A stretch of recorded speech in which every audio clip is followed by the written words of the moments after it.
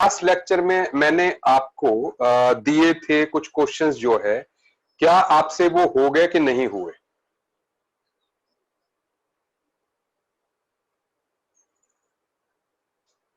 कुछ आप लोगों मैं देख रहा था कि कुछ जो है आप लोगों से जो है नहीं हुए हैं। ठीक है, जस्ट 1 मिनट जो है, मैं 1 मिनट के लिए स्क्रीन शेयर कर रहा हूं। एक एक मिनट दीजिएगा मुझे। ठीक है, लेट मी सी मैंने आपको दिए कौन से वाले थे। ठीक है, 1 मिनट दीजिएगा। I will be back on your screen.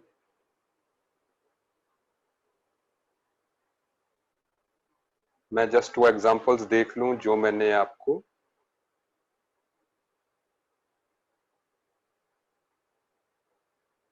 भेजे थे, मैंने ग्रुप में जो है।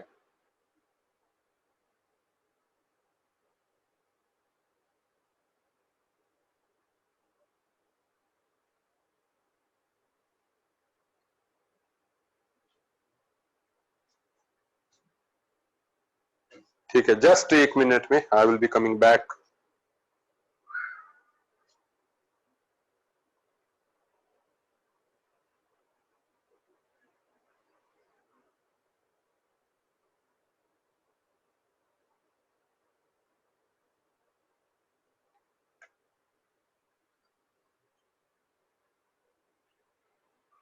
चलिए, तो अब मेरे पास वो क्वेश्चंस आ गए हैं जो कि आपको मैंने दिए थे। अब मुझे बताइए कि कौन कौन से आपसे नहीं हुए। ठीक है, नंबर 13 नहीं हुआ, 20 नहीं हुआ, मैं जो देख पा रहा हूं। और बोलिए, 9, 10, 18, 6, 15, और बोलिए 19, 7। वही इतने ज्यादा मत लिखो यार, 11, 12 एक एक करके लिखो। ठीक है, अभी अभी 1 मिनट देख लीजिए। थर्ड नहीं हुआ। ठीक है, लेट मी सी, पहले मुझे देखने दीजिए। 4, 8, और बोलिए 10, 20, 11, 18, 15। मैं देख रहा हूं कि अब रिपीट ही हो रहे हैं। ठीक है, ठीक है, नो प्रॉब्लम। सबसे पहले मैं इनको देख लेता हूं वन बाय वन। चलिए, मैं वन बाय वन पूछ लेता हूं। Do you have any problem in first? First हो गया होगा। फर्स्ट का क्या आंसर है? 4 है। ठीक है, आप अब सुनते जाइए, आंसर आप नोट करते जाइए। सेकंड का आंसर क्या है? 5 है। ठीक है, थर्ड का आंसर क्या है? 7 है। फोर्थ का आंसर क्या है? 6 है। 5 का आंसर क्या है? PO4। 5 का आंसर क्या है? 5 का PO4 2 नेगेटिव लिख दिया मैंने। चलो, PO4 2 नेगेटिव मीन्स वो 6 ही आएगा। डन। S4O6 में आंसर क्या है? 5/2, बिल्कुल सही है। S4O6 में, पहले में S4O6 का, चलिए S4O6 कोई डाउट नहीं है। हाँ, S4O6 किसी ने 6 का डाउट पूछा हुआ है, मैं उसको कर दूं। S4O6 2 नेगेटिव, तो 4x plus 6 into -2 is equal to -2। So x is equal to 5/2 आपका आंसर जो है आ जाएगा। ठीक है, अच्छा, नेक्स्ट वाला S2O3 2 negative. S2O3 2 negative, 6, 2, 4, 2 plus 2, 2 is the answer. ठीक है, सुन लीजिएगा। NO3 2 नेगेटिव में 5। ठीक है, 8, कई लोग, किसी ने मुझे 8 लिखा हुआ है, मैं बता देता हूं 8 को भी। 8 में क्या है? NO3 1 नेगेटिव में x plus 3 into -2 is equal to -1, x is equal to +6 +5। This is answer. अब 9 में कुछ लोगों को प्रॉब्लम आई है। 9 की प्रॉब्लम आप देखिए, व्हाट इज देयर। हमने लिखा था K4 FeCN6। अब इसमें आप देखें 4x प्लस आयरन का निकालना था, x है। अब आप यहां पे केएस रूल लगाएंगे, जो मैंने आपको केएस रूल बताया था ना, आप उसको लगाओगे। और उस रूल में हमने क्या किया था सुनिए, साइनाइड -1 होता है तो 6 इंटू -1 इज इक्वल टू 0 करना है, and x is equal to +2 आपका आंसर आ जाएगा। 4 इंटू 1, तो इसलिए आयरन का ऑक्सीडेशन नंबर जो है +2 आएगा। इज इट ओके, लिख दिया, कर दिया मैंने करेक्ट जो है 4 इंटू 1। क्या आपको क्लियर होगी ये बात? ठीक है, अब सुने, अब आगे की बात, दैट इज 10th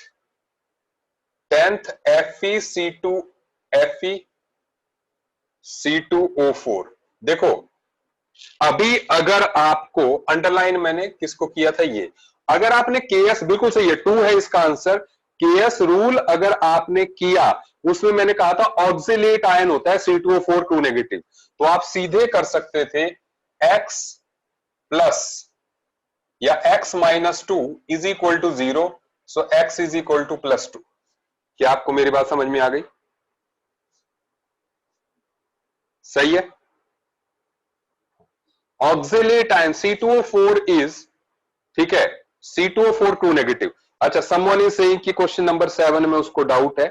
ठीक है, क्वेश्चन नंबर 7 में, 7 तो आसान ही था यार, S2O3 2 नेगेटिव। सुनो, तो it is 2x plus 3 into -2 is equal to -2, so x is equal to कितना हो गया,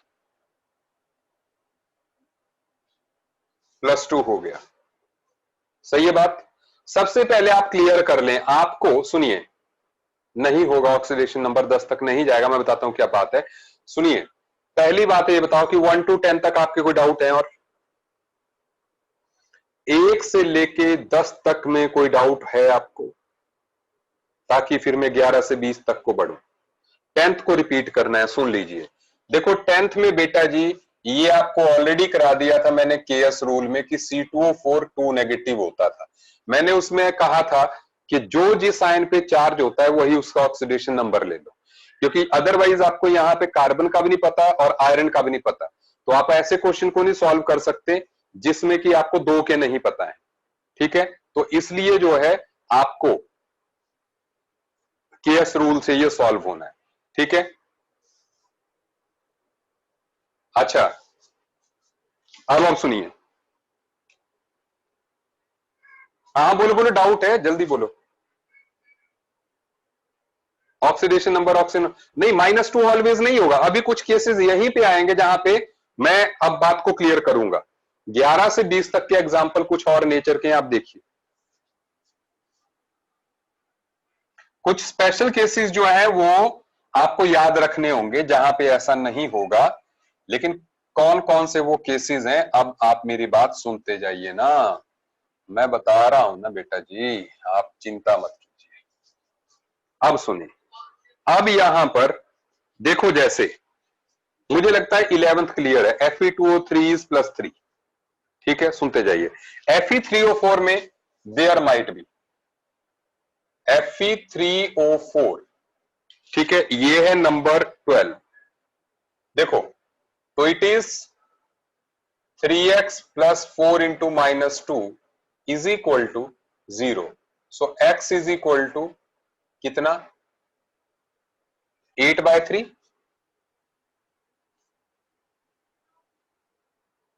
सही है, आ गया ये आंसर। लेकिन अब सुनिए मेरी बात, अब आप मेरी बात समझते भी जाइए। ठीक है, क्योंकि मैंने कहा कुछ और बात करनी है मुझे इसके बारे में। देखो, कभी किसी पर आयनिक चार्ज फ्रैक्शनल नहीं आता है, अदरवाइज आपने अभी तक भी जितने आयनिक कंपाउंड्स किए हैं उनमें किसी में फ्रैक्शनल चार्ज आते हुए नहीं देखा है, तो इनमें फ्रैक्शनल क्यों आ रहा है, सुनते जाइएगा, अभी जरूरी बात हो रही है। इनमें क्यों आ रहा है, हाँ 5/2 भी आया, बिल्कुल सही बात है, मैं ये सब की बात करने जा रहा हूं अब। तो पहले मैं Fe3O4 से आपको समझाने की बात स्टार्ट कर रहा हूं। देखो एक्चुअल में जो Fe3O4 है ना, वो किस तरह का कंपाउंड है? Fe3O4 is actually FeO dot Fe2O3, मतलब ये दो कंपाउंड से मिलके बना है, FeO एंड Fe2O3। बोर्ड पे देखिए, अगर FeO और Fe2O3 को हम मिला दें तो Fe3O4 बन रहा है ना, बन रहा है ना। तो ऐसे में सुन लीजिए, ऐसे में जो है होता क्या है कि जो Fe3O4 है उसमें फेरस ऑक्साइड भी है और फेरिक ऑक्साइड भी है। Ferrous oxide is FeO, ferric oxide is Fe2O3। तो एक्चुअल में क्या है, इस हिस्से में आयरन का ऑक्सीडेशन नंबर +2 है, इस हिस्से में +3 है। देख लीजिए आप, तो 2 का +3 है, सुन लीजिए, और 1 का +2 है।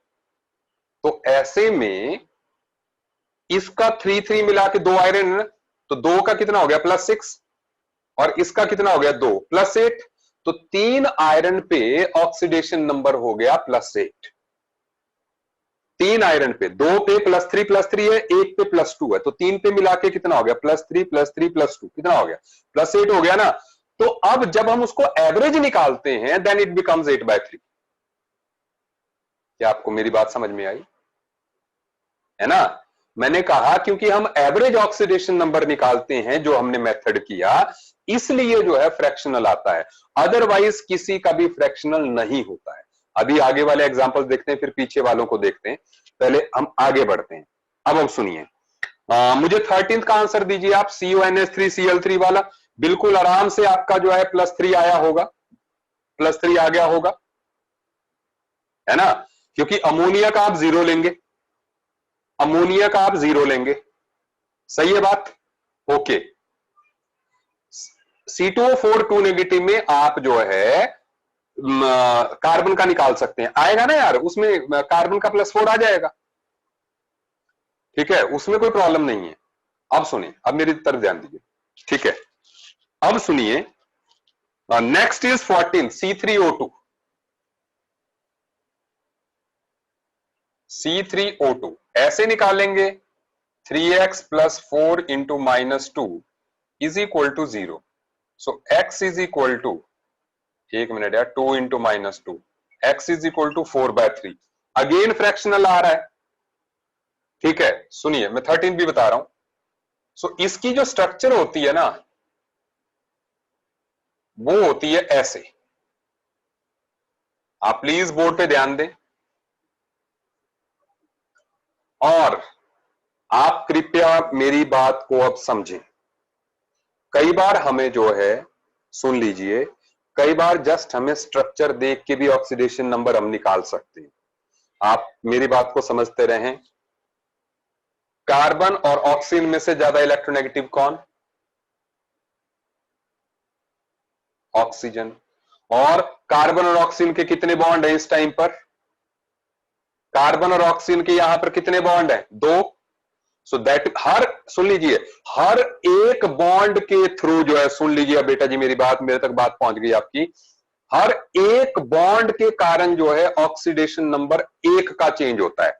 मतलब इधर 2 बॉन्ड है तो ऑक्सीजन पे -2 आएगा, सुन लीजिए, सुन लीजिए, सुन लीजिए, और कार्बन पे इसकी वजह से +2 आएगा, सही है बात?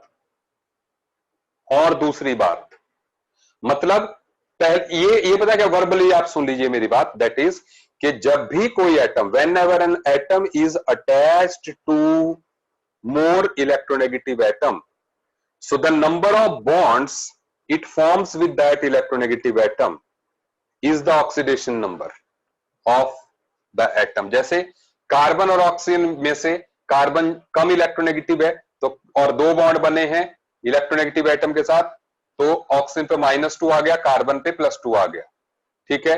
मैंने कहा कि जब भी, वेन एवर, अब पता क्या है इसको यार, मतलब हम डेफिनेशन की तरह ना रटे, मैंने आपको सिंपल ट्रिक बता दिया कि when ever 2 atoms forms bond, ठीक है, when ever 2 atoms form a bond, ठीक है, the negative one negative charge appears on the more electronegative atom and one positive appears on the less electronegative atom. जितने भी number of bonds हैं उतने। हाँ बिल्कुल, पहले ये देखना होगा कि ज्यादा इलेक्ट्रोनेगेटिव कौन है। और सुन लीजिए एरिन जी दूसरी बात, दैट इज कि जब भी एटम जो है सिमिलर एटम के साथ जुड़ा होता है, अपने जैसे ही एटम्स के साथ जुड़ा होता है, तो उसका एटम उसका ऑक्सीडेशन नंबर 0 होता है। जैसे सेंटर वाला कार्बन, ये दोनों तरफ दोनों कार्बन से ही जुड़ा हुआ है, इसलिए इसका ऑक्सीडेशन नंबर क्या हो गया, 0 हो गया। तो इस वाले कार्बन का क्या आएगा ऑक्सीडेशन नंबर,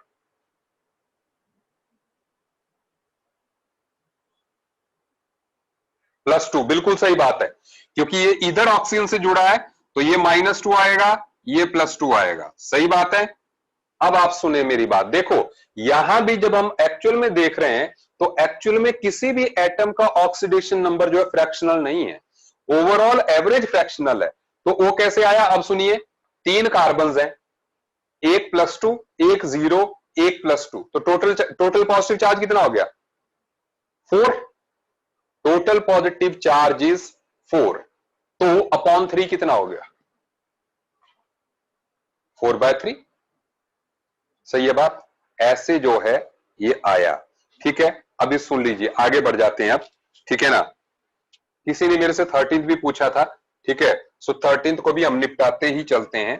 13th में क्या है बेटा जी, CO NH3 6 and Cl3 x + 6 × 0 + 3 × -1 = 0, so x = +3। तो कोबाल्ट का ऑक्सीडेशन नंबर जो है +3 आ गया। किसका, वो कैसे, मतलब ammonia is 0, ammonia is a neutral molecule. हमने कहा था केएस रूल के अकॉर्डिंग जो है कि जो जिस मॉलिक्यूल पे या आयन पे चार्ज है वही उसका ऑक्सीडेशन नंबर। हाँ, अपॉन 3 आया ना, क्योंकि यहां 3 कार्बन एटम्स हैं। ठीक है, सुन लीजिए अब आगे बढ़ रहे हैं। अब है 15th, H2SO5। H2SO5 जो है, देखो कौन सा रूल अगेन एक्सप्लेन करना है, कौन सा रूल, केएस रूल में मैंने कहा था, मेरी बात सुन लीजिए, हिंदी में इंग्लिश में मैं लिखवा चुका हूं। मैंने कहा था कि किसी भी मॉलिक्यूल या आयन पे अगर आपने कंबाइंड सेट का ऑक्सीडेशन नंबर निकालना, जैसे इसका, क्योंकि हमें निकालना तो कोबाल्ट का है ना, एक्चुअल में निकालना तो हमें कोबाल्ट का है ना, तो अमोनिया तो हमें एंटायर स्पीसीज का अगर मिल जाता है बढ़िया है। उसके लिए केएस रूल काम करता है कि जिस मॉलिक्यूल या आयन पे जो चार्ज उसका होता है वही जो है उसका ऑक्सीडेशन नंबर आप ले सकते हैं। ठीक है, अब सुने प्लीज मेरी बात। H2SO5, देखो H2SO5 का आपका आंसर आ रहा है 8, लेकिन 8 है गलत। ठीक है, क्योंकि अगर आप सुन लीजिए मेरी बात, जो मैंने आपको एक जो है क्लाउड्स के बीच में बताया था ना, क्लाउड्स के बीच में करके बताया था ना ऐसे ऐसे, कि ऑक्सीडेशन नंबर जो है, आप मुझे बता सकते हो सल्फर का किस से किस रेंज में वेरी करता है, ऑक्सीजन के नीचे सल्फर आता है ना, तो what is the range of oxidation number, sulphur का ऑक्सीडेशन नंबर -2 से +6 के बीच में वेरी करेगा। पहली बात, -2 to +6 ऑक्सीजन फैमिली। तो इसका मतलब यह हुआ कि जो आपने 8 निकाला वो गलत है। अब गलत क्यों है, अब देखिए, बोर्ड पे ध्यान दीजिए, इसकी जो स्ट्रक्चर होती है ना,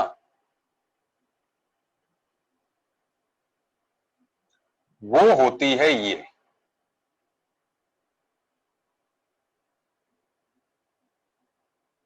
it is the structure of H2SO5, it is called कैरोज acid, इसका कॉमन नेम है कैरोज एसिड। ठीक है, आप बोर्ड पे स्ट्रक्चर देखें प्लीज। ठीक है, और इस सुनते रहिए मेरी बात, सब कंसंट्रेट करेंगे मेरी बात पे। तो अब आप इसमें देखेंगे बेटा कि ये जो 2 ऑक्सीजन है ना, देखो, एक तो है कि जब भी O एंड O लिंकेज होगी तो वो परऑक्साइड है, या तो आप सीधे रट ले, क्योंकि हाइड्रोजन परऑक्साइड जैसे स्ट्रक्चर होती है ना, दैट इज दिस, ऐसे।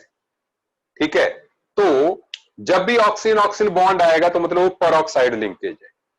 लेकिन अगर वो भी ना पता चले तो सुनो, अभी मैंने रूल बताया ना आपको, वो बड़ा काम का रूल है जो इसमें बताया। ऑक्सीजन और हाइड्रोजन में से ज्यादा इलेक्ट्रोनेगेटिव कौन? ऑक्सीजन।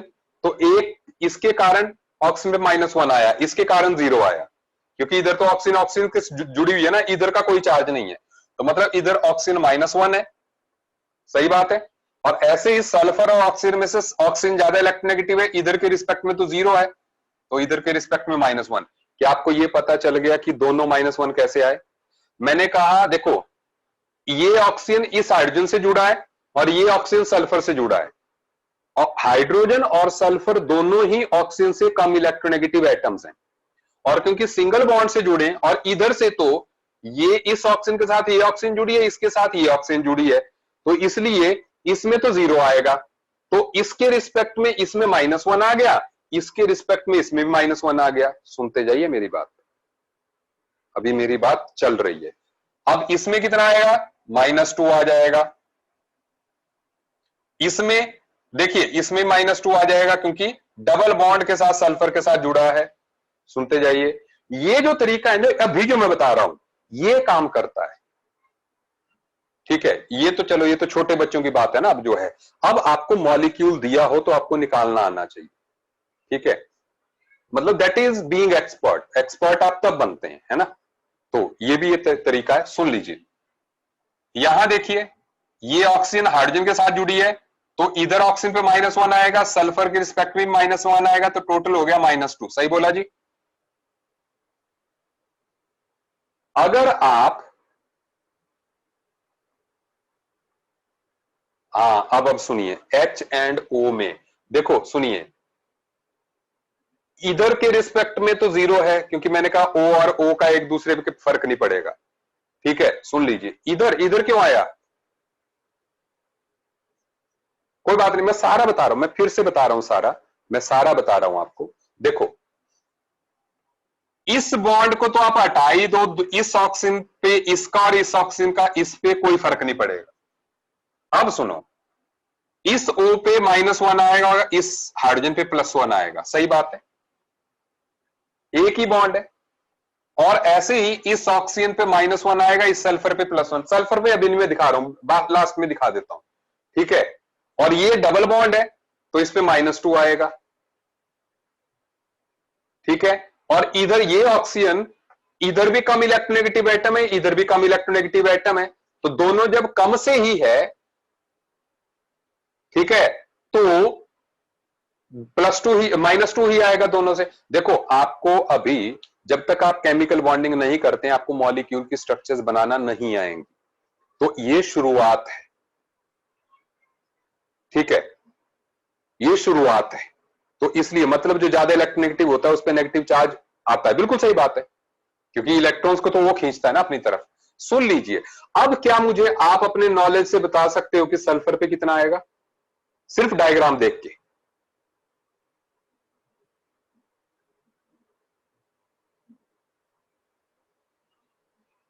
नहीं, पहले सल्फर की बात करते हैं, सल्फर की बात करते हैं।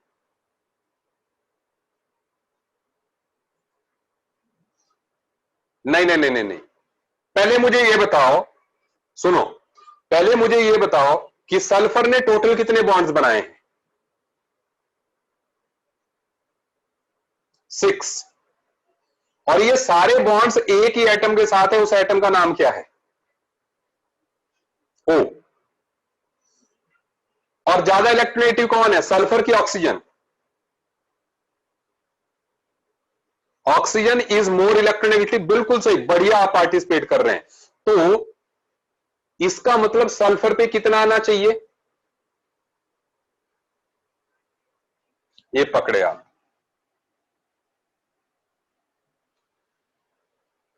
+6 आना चाहिए। आया?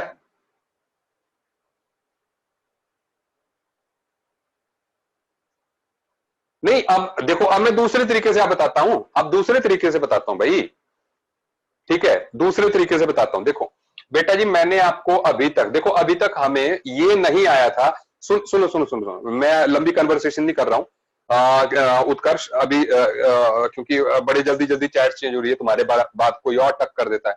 सुनिए, तो सुनो मेरी बात पहले। मैंने कहा कि अभी तक हमने परऑक्साइड लिंकेज देखी ही नहीं, ये पहला एग्जाम्पल है जिसमें कि परऑक्साइड लिंकेज आई है, ठीक है। बाकी नॉर्मल एग्जाम्पल्स हैं। तो जिनमें परऑक्साइड लिंकेज आती है, पहली बात आपको ध्यान रखना है वो एग्जाम्पल्स। लेकिन मैं एक टिप बता देता हूं कि जब भी किसी एलिमेंट का, जैसे इसमें सल्फर का हुआ, जब भी किसी एलिमेंट का ऑक्सीडेशन नंबर उसकी कैपेसिटी से ज्यादा आने लग गया, जैसे सल्फर का 6 से 8 आने लग गया यहां पर, then think about peroxide linkage. तब जरूर किसी और एटम का ऑक्सीडेशन नंबर जो है नॉर्मल नहीं है। तो इसमें जो नॉर्मल नहीं हो सकता वो ऑक्सीजन ही हो सकती थी। तो जब इसकी स्ट्रक्चर देखी गई तो ये आई। अब सुनिए, अब मैं आपको मैथमेटिकली भी कैलकुलेट करके बताता हूं। देखो यहां पर दो हाइड्रोजन हैं, सो 2 into 1, सुन लीजिए, दो हाइड्रोजन है जिनका +1 ही होगा, एक बात। उसके बाद यहां पर 3 ऑक्सीजन ऐसी हैं जिनका -2 है, 3 into -2, और 2 ऑक्सीजन ऐसी हैं जिनका की -1 है, तो 2 into -1 and plus x is equal to 0। आपका आ जाएगा x इज इक्वल टू +6। ये तो ऐसे ही कट गया है ना। लेकिन बात ये है, मैथमेटिकली तो आप तभी कैलकुलेट करेंगे ना जब आपको स्ट्रक्चर पता होगी। तो ये बिना डायग्राम के नहीं आ सकता आपको, तो इसका मतलब आपको कुछ मॉलिक्यूल्स की डायग्राम्स पता होनी चाहिए। जैसे इसकी पता होनी चाहिए, इसकी पता होनी चाहिए, इसकी पता होनी चाहिए, ऐसे जिन जिन पे मैं एस्ट्रिक लगाता रहूंगा उनकी डायग्राम्स आपको पता होनी चाहिए, ठीक है। यूरिया इतने, यूरिया की तो आपको याद ही है, ठीक है, ओके। चलिए अभी हम उन पे आते हैं जी, जो कि हम कर रहे थे अभी, जो है हम लोग आगे बढ़ते हैं।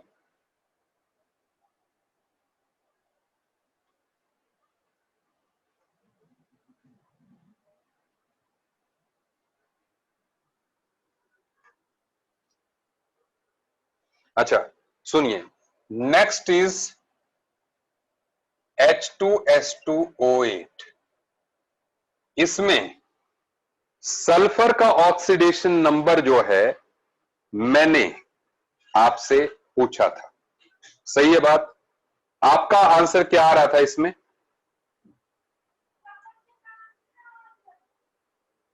7 आ रहा था। तो अगेन आपको ये तो पता चल गया होगा कि 7 में कुछ ना कुछ तो गड़बड़ है, ठीक है।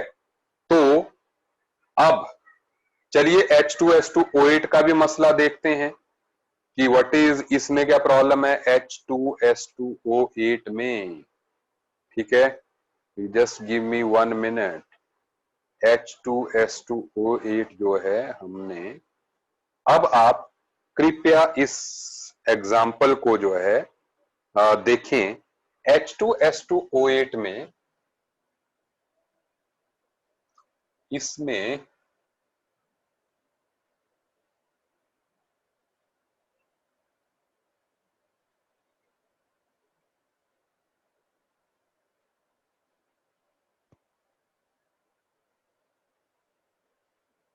ये है इसकी स्ट्रक्चर।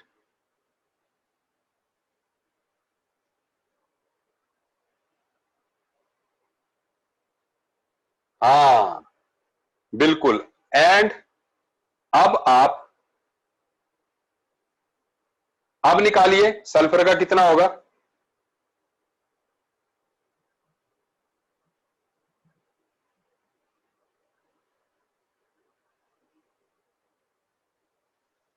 इसका जो नाम है that is परऑक्सी disulphuric acid. It is also called marshals acid.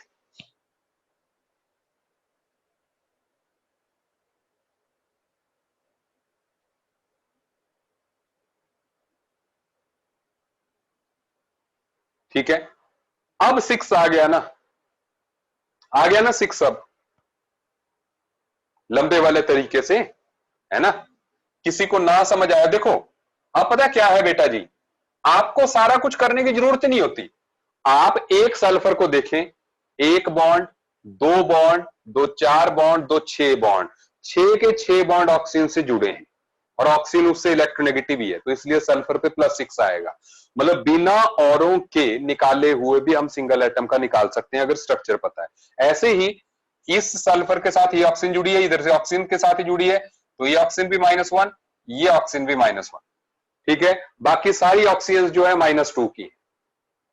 Fe3O4 की डायग्राम नहीं है बेटा, Fe3O4 इस तरह का कंपाउंड है कि FeO एंड Fe2O3, वो सिर्फ इसी तरह का है, वो कोवेलेंट कंपाउंड नहीं है ना, स्ट्रक्चर तो आप कोवेलेंट कंपाउंड की, ठीक है, दो कंपाउंड से बना हुआ है वो, ठीक है, बस इतनी सी बात थी उसकी। अच्छा, अब सुनिए बात, अब हम आगे बढ़ रहे हैं, ठीक है, अगले एग्जाम्पल्स की तरफ। अगला एग्जाम्पल है जी CrO5। अगेन क्रोमियम का +10 नहीं हो सकता। सुन लीजिए, पीरियोडिक टेबल में आपको ज्यादा से ज्यादा ऑक्सीडेशन नंबर +8 मिलेगा, +8 से ज्यादा किसी का भी नहीं होगा, ठीक है। इसका तो 10 आ रहा है। अब सुनिए, सीधे स्ट्रक्चर पे आते हैं। इसकी जो स्ट्रक्चर है बड़ी स्पेशल स्ट्रक्चर है इसकी, इसकी स्ट्रक्चर है ऐसी।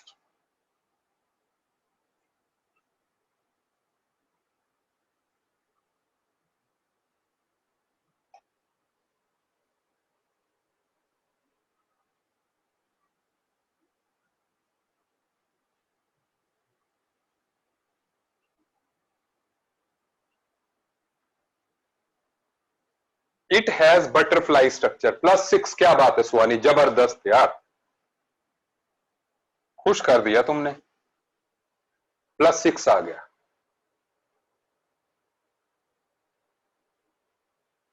एक मिनट, किसी ने कहा कि सर एक मिनट सर, एक बार वापस बता दो मॉलिक्यूल में कैसे करते हैं। ठीक है, सुन लीजिए, देखो मॉलिक्यूल की स्ट्रक्चर पता लग गई ना, तो आप सिर्फ ये देखो कि क्रोमियम जो है जितने भी एटम से जुड़ा हुआ है सारे ऑक्सीजन ही है, और कितने बॉन्ड बनाए हैं क्रोमियम ने, 6 बनाए हैं, तो मतलब क्रोमियम का +6 ही होगा,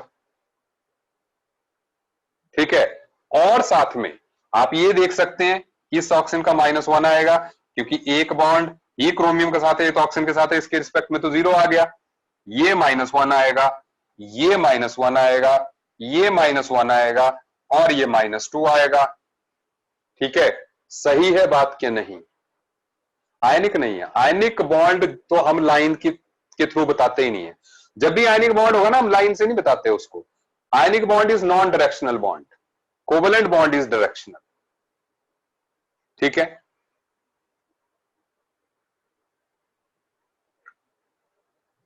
कोई भी एटम हो अटैच्ड, ज्यादा इलेक्ट्रोनेगेटिव और कम तो होगा ही ना, इलेक्ट्रोनेगेटिविटी का डिफरेंस तो होगा ही ना हैरिन जी। तो जब वो डिफरेंस आ गया तो एक +1 एक -1 आ गया, ठीक है। तो जो हम एग्जांपल्स पकड़ रहे हैं ना, वो टफ टफ ही पकड़ रहे हैं, ठीक है, कोई भी हो, अलग हो यार, ठीक है। जब डिफरेंस आ जाए तो +1, जब डिफरेंस नहीं है तो 0। सुनो अब इट इज Ba2HCO4, अगेन ये सीधे सीधे आ जाएगा 2x plus, sorry, barium 2 into +2, alkaline earth metal होता है बेरियम, ठीक है, and x +4 into -2 is equal to 0। So x is equal to कितना आ गया, कितना आ गया भाई, ये 8 4 2 2 आया कि 4 आया, 4 4, सॉरी जीनो ने एक ही है, 4 आ गया, बस आ गया आ गया। Is it okay? अच्छा सुनिए, आप नेक्स्ट इज Br3O8, Br3O8 नए आए हैं, आई होप उनको भी समझ में आ रहा है। जो नया है से यस और नो, जो नए आए हैं से यस और no whether they are getting this और नॉट। हम अर्शदीप थोड़ा हम फास्ट हैं, ठीक है, मनमीत जी थोड़ा फास्ट हैं, लेकिन जो है मतलब अब आपको आ जाएगा बार बार तन में, ठीक है ना, I am getting your message, ठीक है, तो आ जाएगा, क्लियर हो जाएगा। Tanish, Ankita, yes, good good, ठीक है। अर्शदीप, ये टॉपिक के अंदर का ही पोर्शन है, लेकिन फिर भी बस एक आधी क्लास और लगनी है और उसके बाद नया टॉपिक हो जाएगा स्टार्ट, ठीक है। चलिए अब सुने, Br3 3x plus 8 into -2 is equal to 0। So x is equal to कितना आ गया,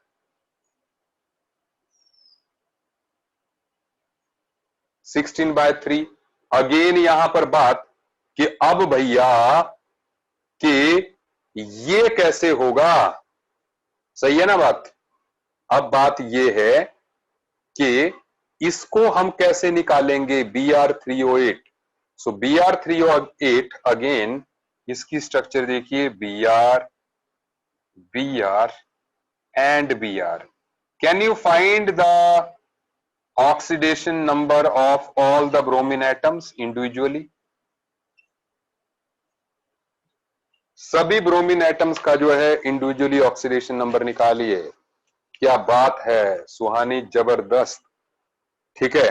सो इट इज +7। बेटा ये गलत कर दिया, ये +4 होगा क्योंकि Br का बॉन्ड है, ठीक है। एंड देन +7 भी नहीं होगा, ये होगा +6 एंड ये है +6। सही है, 6 4 6, बोलो सही निकाला कि नहीं। क्योंकि ब्रोमीन ब्रोमीन का बॉन्ड है ना, आपने बॉन्ड ही नहीं गिनने, आपने ये गिनने हैं कि ज्यादा इलेक्ट्रोनेगेटिव के साथ कितने हैं, और अगर कुछ ज्यादा इलेक्ट्रोनेगेटिव के साथ हो, कुछ कम के साथ हो, तो फिर आपको माइनस भी करने पड़ सकते हैं, ठीक है। चलिए सुहानी जी, नो प्रॉब्लम, ठीक है। अब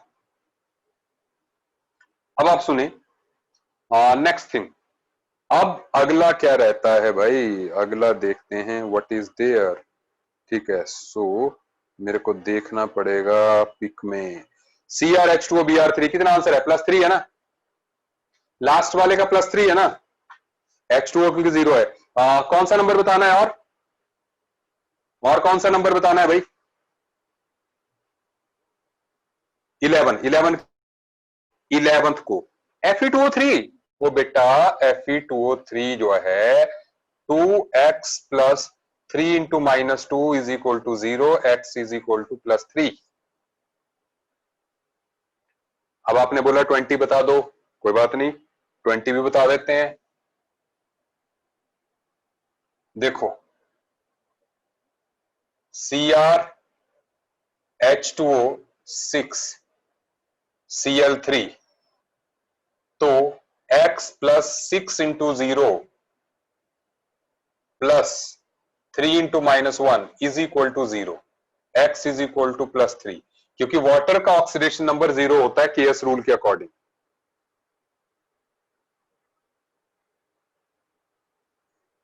ठीक है।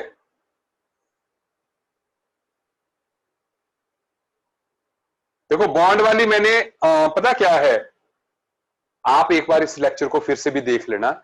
जो बॉन्ड वाली चीज है ना, मैंने कहा देखो ये ऑक्सीजन और क्रोमियम का बॉन्ड है, तो इस ऑक्सीजन पे -1 चार्ज आएगा, इस पे +1 आएगा, एक हो गया। ऐसे हर एक बॉन्ड के थ्रू जो है क्रोमियम में 6 प्लस आना है, ठीक है, इसलिए जो क्रोमियम टोटल 6 हो गए, ठीक है। कौन सा नंबर बताने को बोला, और 6 number, 6 number S4O6 2 negative.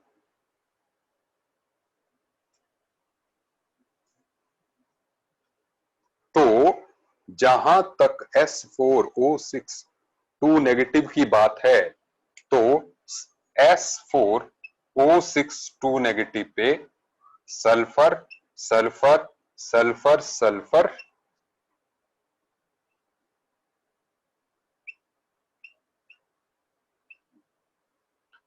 Left to right तक जो है आप निकालिए। 1 मिनट दे रहा हूं मैं, ठीक है ना। मैं एक जस्ट पानी पी के आपके पास फिर से आ रहा हूं, ठीक है। आप इसका आंसर निकालिए।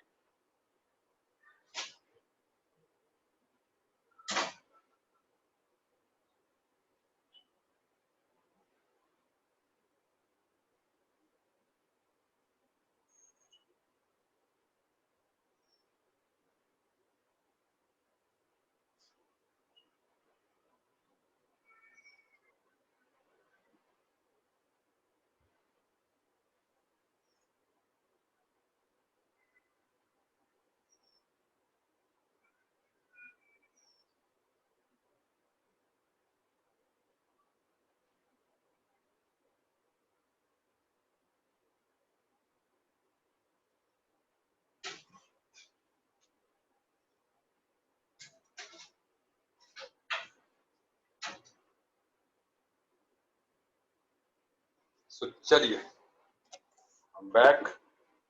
बाप आंसर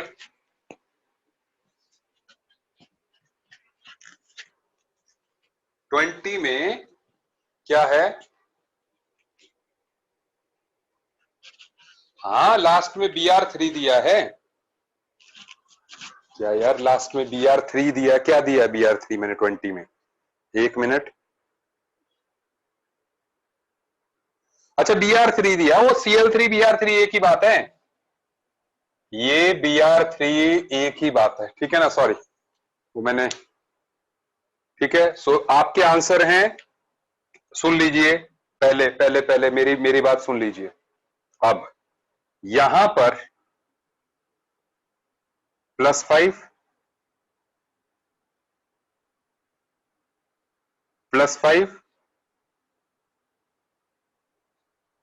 0 0, सही है बात? सो 5 0 0 5। चलिए, सो आई होप आपको अब समझ में आ गया होगा ना, है ना, कि ऑक्सीडेशन नंबर जो है किस तरह से निकालते हैं, है ना? ओके चलिए, बहुत बढ़िया, ठीक है।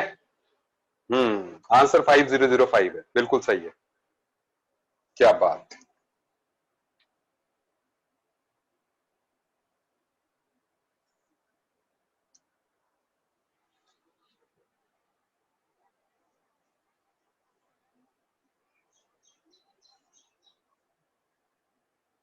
अब सुने, अब आप मेरी बात सुने। हमारा हमारा काम ये नहीं है कि हमने सिर्फ ऑक्सीडेशन नंबर निकालना है, ठीक है। सुन लीजिए, केएस रूल की बेटा जी लिस्ट जो है पुराने लेक्चर में दी हुई है मैंने, पुराने लेक्चर मेरा देखो यूट्यूब पे, ठीक है, और लाइक करो, ठीक है, एंड देन, ठीक है। अच्छा सुनो, हाँ वही है। हमने ज्यादा, अरे पता है क्या है, हमने ज्यादा की लिस्ट का हमने क्या करना, एक बार हमें पता चल गया ना, धीरे धीरे आपको आयंस पता चलते जाएंगे तो आपके रूल सीधे बनता जाएगा, उस पर जो चार्ज होगा वही आपका ऑक्सीडेशन नंबर आप ले सकते हैं शॉर्टकट के लिए। सुन लीजिए, अब हम आगे बढ़ रहे हैं, सुनिए बेटा जी। अब हम बात करने जा रहे हैं बैलेंसिंग ऑफ रिडॉक्स रिएक्शंस की, ठीक है। हम सबसे पहले बात करने जा रहे हैं इसमें रिडॉक्स रिएक्शंस की।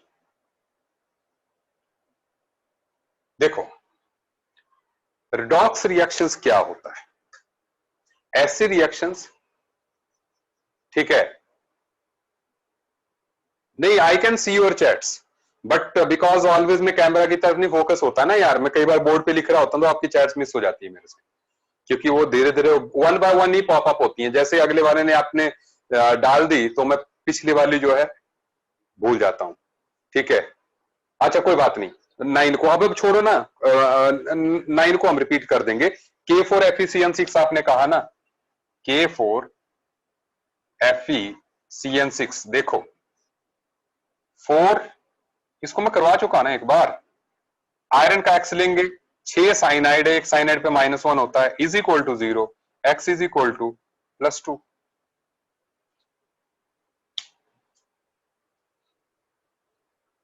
है ना? साइनाइड पे -1 है केएस रूल के अकॉर्डिंग, अभी तो तनिष जी हम लोग सिर्फ बैलेंसिंग ऑफ रिडॉक्स रिएक्शन का टॉपिक कर रहे हैं, जो कि आपको एनसीईआरटी में अभी नहीं दिखेगा, क्योंकि वो एनसीईआरटी सेकंड का पार्ट है। तो आप एनसीईआरटी में मत ढूंढिए उसको। ये स्पेशल छोटा सा पोर्शन जो है हम लोग लेते हैं ताकि ऑक्सीडेशन नंबर के आपके फंडामेंटल बन जाएं, क्योंकि वो जरूरी है अगले टॉपिक्स को समझने के लिए। एनसीईआरटी ने टॉपिक बाद में दिया है, ठीक है, क्योंकि कई लोग तो 9th-10th में इसको पढ़ के आते हैं। जैसे हमारा जो प्राइम बैच था 10th का प्री प्राइम, उसमें मैंने कराया है, ठीक है, लेकिन दूसरों ने नहीं किया, तो इसलिए जो है उनके लिए अब 11th में मैं करवा रहा हूं। डन, आगे बढ़ रहे हैं। सुनिए, रिडॉक्स रिएक्शंस में मैंने कहा रिडॉक्स रिएक्शंस वो होती हैं, आप लिख लीजिए रिडॉक्स रिएक्शंस के बारे में कि the reactions in which oxidation and reduction reactions takes place are called redox reactions. Reactions involving oxidation and a reduction reactions are called redox reactions. लेकिन सबसे पहले हमें यह भी समझना होगा कि what it means by oxidation. सुन लीजिए, अब ध्यान दीजिए। सो पहली बात कि ऑक्सीडेशन क्या होता है। देखो, ऑक्सीडेशन के बारे में बड़े लंबे टाइम से अलग अलग डेफिनेशंस दी गई हैं, लेकिन सबसे पहले मैं आपको वही बताता हूं जो कि हमने सबसे ज्यादा यूज कर ली, ठीक है। तो द रिएक्शन इन्वॉल्विंग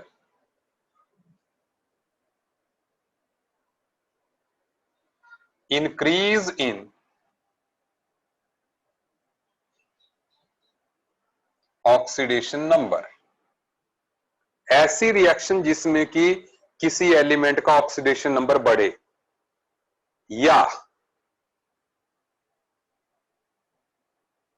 रिएक्शंस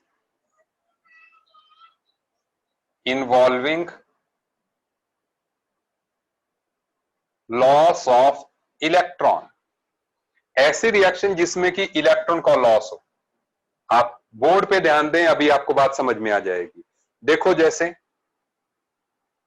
मान लो Fe है ये, और अगर ये Fe2 पॉजिटिव बनता है and plus there is loss of 2 electron, सही है बात। अब आप दूसरी डेफिनेशन के अकॉर्डिंग देखें तो इस आयरन की ऑक्सीडेशन हो गई क्योंकि आयरन ने 2 इलेक्ट्रॉन्स लूज किए, सही बात है। और मैंने आपको एक बात और बताई थी कि किसी भी एलिमेंट का ऑक्सीडेशन नंबर 0 होता है जब तक कि वो एलिमेंटल स्टेट में है। तो मतलब इस आयरन का ऑक्सीडेशन नंबर कितना है? 0 है। और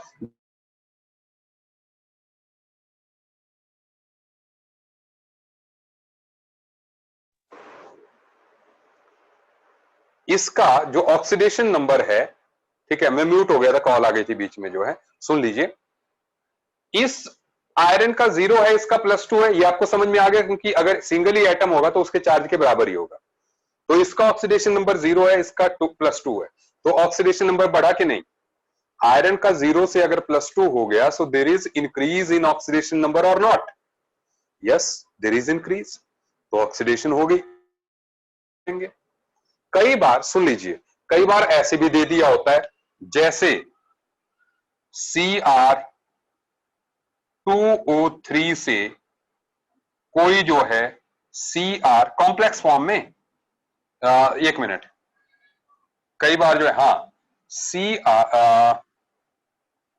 Cr2O3 से Cr2O7 2 नेगेटिव हो गया।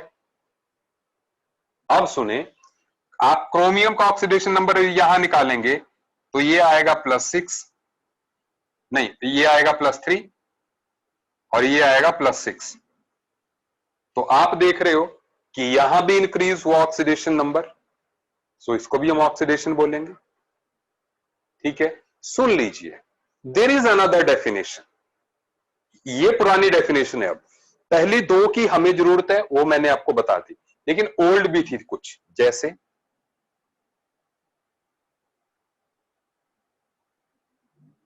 एडिशन ऑफ ऑक्सीजन, मतलब किसी अगर कंपाउंड में जैसे Fe प्लस हाफ O2 ही कर देते हैं, ऐसे लिख देते हैं O2 गिविंग यू FeO, या सुनिए सुनिए, ये रिएक्शन ज्यादा कंफर्टेबल है, Mg plus half O2 giving you MgO। यहां पर Mg का ऑक्सीडेशन नंबर कितना है?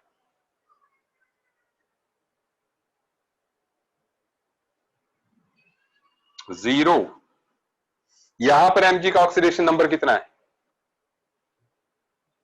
+2। तो आप देख रहे हैं, मैं दोनों तरह से डेफिनेशन को जस्टिफाई कर रहा हूं। आप देख रहे हो कि मैग्नीशियम का ऑक्सीडेशन नंबर बढ़ा, then we can call it oxidation. दूसरी तरफ आप ऐसे भी देख सकते हो, मैग्नीशियम में ऑक्सीजन ऐड हो,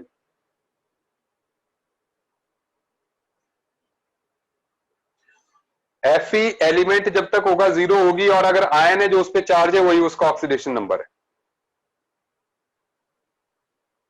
ठीक है, अब सुनिए, एडिशन ऑफ ऑक्सीजन को भी हम ऑक्सीडेशन कह देते हैं, या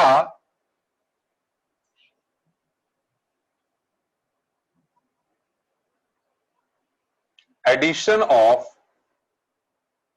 मोर इलेक्ट्रोनेगेटिव एलिमेंट।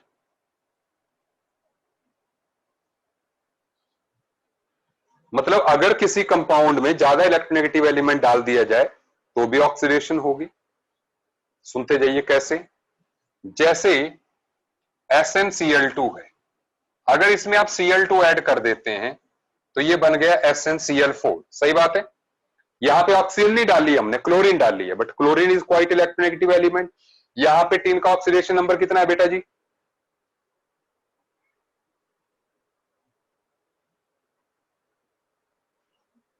+2। यहां पर टीन का ऑक्सीडेशन नंबर कितना है? लास्ट में प्रोडक्ट में +4, बढ़ गया ना ऑक्सीडेशन नंबर। तो मतलब ऐसे भी लिख लेते हैं कि addition of more electronegative atom. तो देखो, ये डेफिनेशन हो चाहे ये डेफिनेशन हो, आंसर इसका ऑक्सीडेशन नंबर से भी आ जा रहा है। सही है बात। या लास्ट में आप देखो, रिमूवल ऑफ हाइड्रोजन, मतलब जैसे H2S है, अब इसमें से अगर सल्फर रखें एंड साथ में हाइड्रोजन निकाल दें, सल्फर का ऑक्सीडेशन नंबर रिएक्टेड में कितना है? -2। प्रोडक्ट में कितना है? ऑक्सीडेशन नंबर इंक्रीज हुआ कि डिक्रीज हुआ?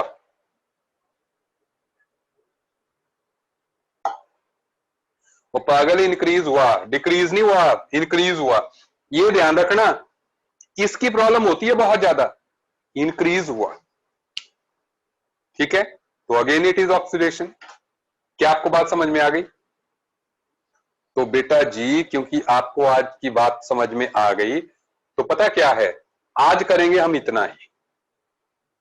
ठीक है, आज करेंगे इतना ही। ठीक है, आई होप आपको बड़े बढ़िया तरीके से आ गया होगा इतना समझ। जो रिडक्शन होगा ना, जो उस इससे उल्टा होगा, उसको करेंगे हम अगले लेक्चर में कंटिन्यू। ठीक है, टिल देन बाय बाय आकर्षित जी। नेक्स्ट क्लास में थोड़ा ज्यादा कराऊंगा, ठीक है, क्योंकि अभी मेरी अगली क्लास भी है। ठीक है, नहीं बैलेंसिंग कराऊंगा ना मैं, ये बैलेंसिंग की ही शुरुआत हो रही है। ठीक है अर्शदीप जी, थैंक यू, बाय बाय, बहुत बढ़िया लगा। ठीक है, आपकी क्लास लेके। ठीक है, चलिए, ओके, बाय बाय।